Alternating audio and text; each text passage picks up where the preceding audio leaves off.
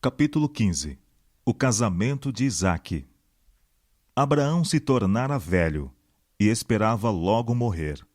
Todavia, restava-lhe cumprir um ato, assegurando o cumprimento da promessa à sua posteridade. Isaque era o que fora divinamente designado para suceder-lhe como guarda da lei de Deus e ser pai do povo escolhido. Ele, porém, ainda era solteiro. Os habitantes de Canaã eram dados à idolatria, e Deus havia proibido casamentos entre o seu povo e aqueles, sabendo que tais casamentos conduziriam à apostasia. O patriarca receou o efeito das influências corruptoras que rodeavam seu filho.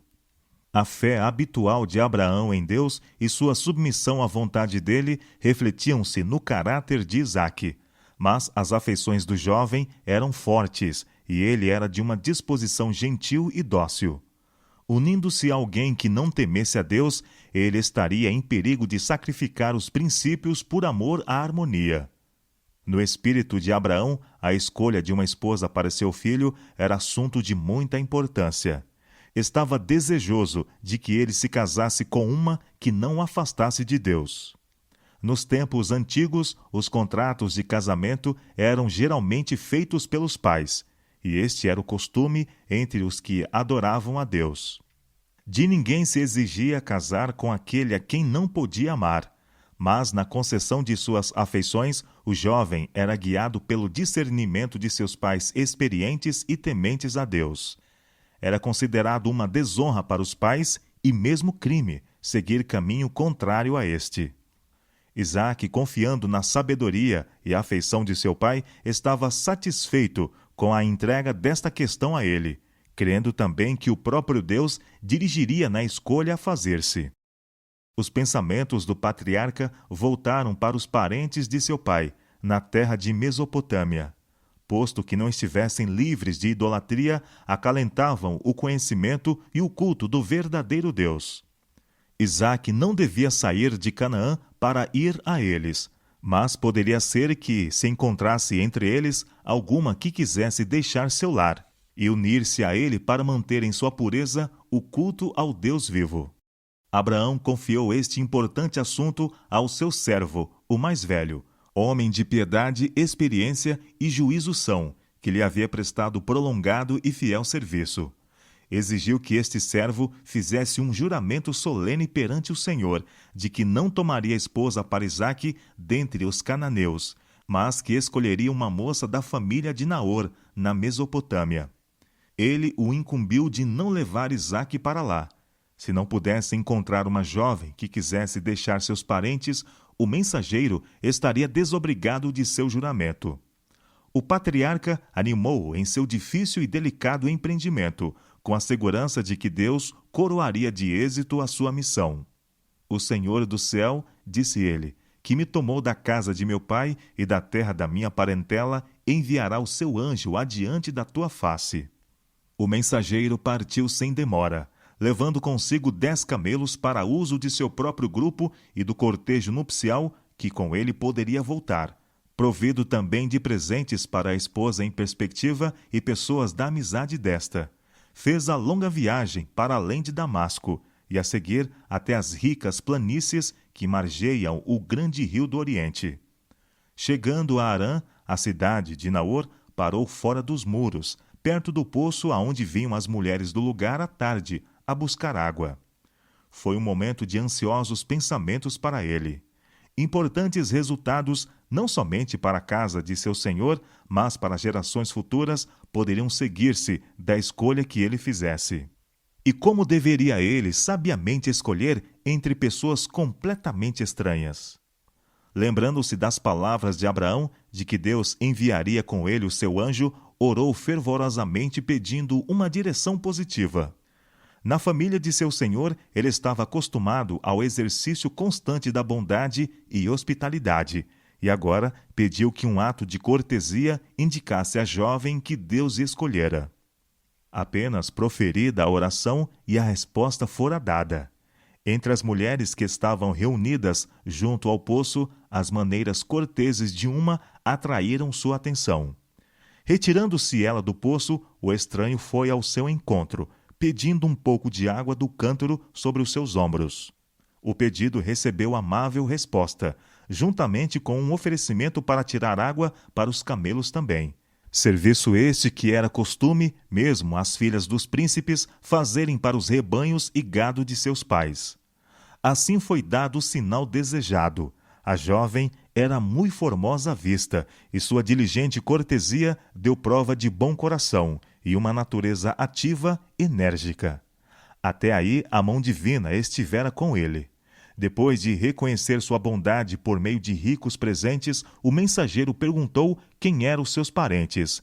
E sabendo que ela era filha de Betuel, sobrinho de Abraão, inclinou-se e adorou o Senhor. O homem havia pedido acolhida em casa do pai da moça, e nas expressões de agradecimento por parte dele, revelaram o fato de sua ligação com Abraão.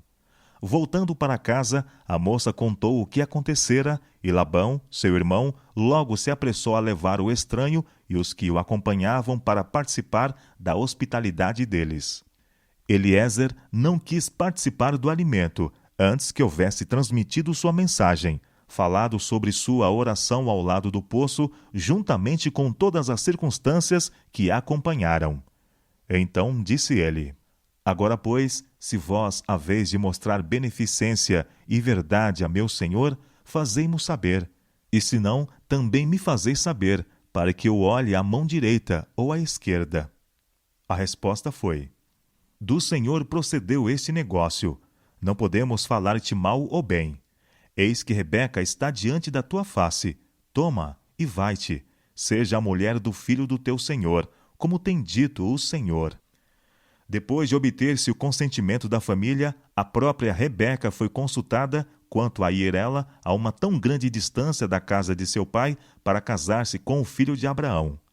Ela acreditava, pelo que havia tido lugar, que Deus a escolhera para ser a esposa de Isaque, e disse: Irei. O servo, prevendo a alegria de seu senhor pelo êxito de sua missão, estava ansioso por partir, e pela manhã puseram-se a caminho para casa. Abraão morava em Berseba, e Isaque, que estivera cuidando dos rebanhos nos territórios circunvizinhos, voltara à tenda de seu pai, a fim de esperar a chegada do mensageiro de Harã.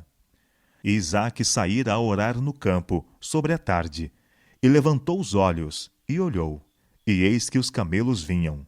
Rebeca também levantou seus olhos, e viu a Isaque, e lançou-se do camelo, e disse ao servo: Quem é aquele varão que vem pelo campo ao nosso encontro? E o servo disse: Este é meu senhor. Então tomou ela o véu e cobriu-se. E o servo contou a Isaque todas as coisas que fizera. E Isaque trouxe-a para a tenda de sua mãe Sara, e tomou a Rebeca, e foi-lhe por mulher, e amou-a. Assim Isaque foi consolado depois da morte de sua mãe. Abraão tinha notado o resultado dos casamentos mistos entre aqueles que temiam a Deus e os que não temiam, desde os dias de Caim até o seu tempo. As consequências de seu próprio casamento com Agar e das alianças matrimoniais de Ismael e de Ló estavam perante ele. Da falta de fé por parte de Abraão e Sara tinha resultado o nascimento de Ismael, mistura da semente justa com a ímpia. A influência do pai sobre seu filho era contrariada pela dos parentes idólatras da mãe e pela ligação de Ismael com esposas gentias. A inveja de Agar e das esposas que ela escolhera para Ismael rodeou sua família com uma barreira que Abraão debalde se esforçou por sobrepujar. Os primeiros ensinos de Abraão não foram destituídos de efeito sobre Ismael, mas a influência de suas mulheres teve como resultado estabelecer a idolatria em sua família. Separado do pai e amargurado pela contenda e discórdia de um lar destituído do amor e temor de Deus, Ismael foi compelido a escolher a vida selvagem e pilhante de chefe do deserto, sendo sua mão contra todos e a mão de todos contra ele. Em seus últimos dias, arrependeu-se de seus maus caminhos e voltou ao Deus de seu pai. Mas permaneceu o cunho de caráter dado à sua posteridade. A poderosa nação que dele descendera foi um povo turbulento, gentil, que sempre foi um incômodo e aflição aos descendentes de Isaque. A esposa de Ló foi mulher egoísta, irreligiosa, e sua influência exerceu-se no sentido de separar de Abraão o seu marido. A não ter sido por causa dela, Ló não teria permanecido em Sodoma, privado do conselho do patriarca sábio e temente a Deus. A influência de sua esposa e as relações entretidas naquela ímpia cidade tê-lo-iam levado a apostatar de Deus, se não tivesse sido a instrução fiel que cedo recebera de Abraão.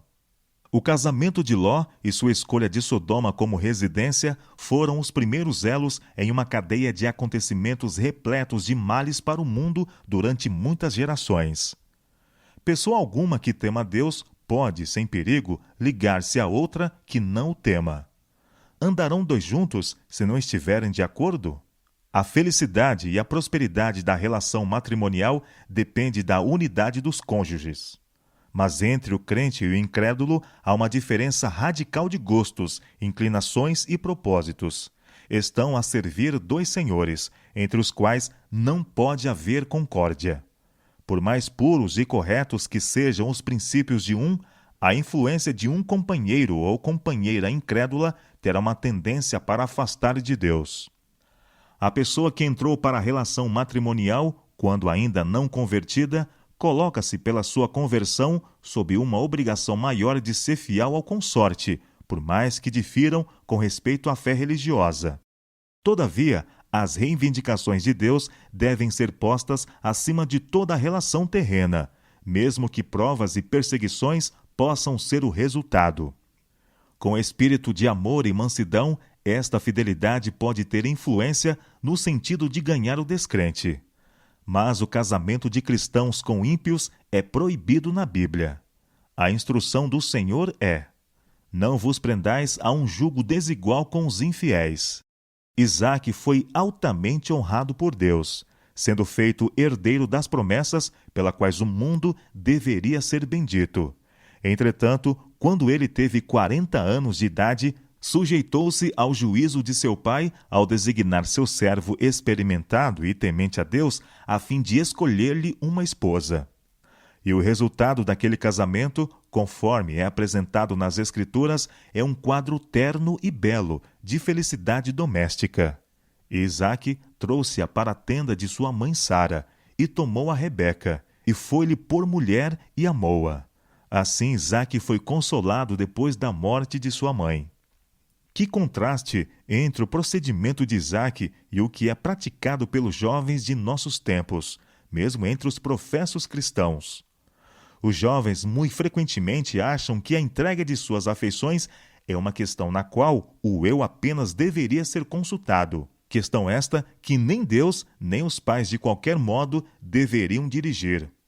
Muito antes de atingirem a idade de homens ou mulheres feitos, julgam-se competentes para fazerem sua escolha, sem o auxílio de seus pais. Alguns anos de vida conjugal são usualmente bastantes para mostrar-lhe seu erro, mas muitas vezes demasiado tarde para impedir seus resultados funestos. Pela mesma falta de prudência e domínio próprio que determinaram a escolha precipitada, dá-se ocasião a que o mal se agrave, até que a relação matrimonial se torne um jugo mortificante. Muitos assim fizeram naufragar sua felicidade nesta vida e sua esperança da vida por vir.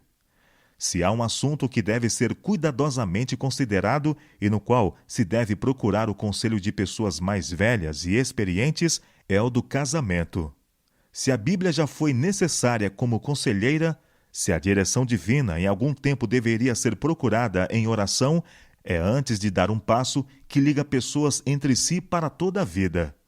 Os pais nunca devem perder de vista sua responsabilidade pela felicidade futura de seus filhos. O respeito de Isaque aos conselhos de seu pai foi o resultado do ensino que o habilitou a amar uma vida de obediência. Ao mesmo tempo em que Abraão exigia de seus filhos que respeitassem a autoridade paterna, sua vida diária testificava que essa autoridade não era um domínio egoístico ou arbitrário, mas que se fundava no amor e tinha em vista o bem-estar e felicidade deles.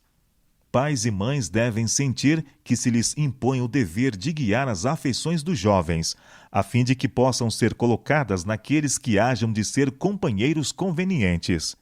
Devem sentir como seu dever, pelo seu próprio ensino e exemplo, com a graça auxiliadora de Deus, modelar de tal maneira o caráter de seus filhos desde os mais tenros anos que sejam puros e nobres, e sejam atraídos para o bem e para o verdadeiro. Os semelhantes atraem os semelhantes apreciam os semelhantes. Que o amor pela verdade, pureza e bondade seja cedo implantado na alma, e o jovem procurará a companhia daqueles que possuem esses característicos. Procurem os pais, em seu próprio caráter e vida doméstica, exemplificar o amor e a beneficência do Pai Celestial.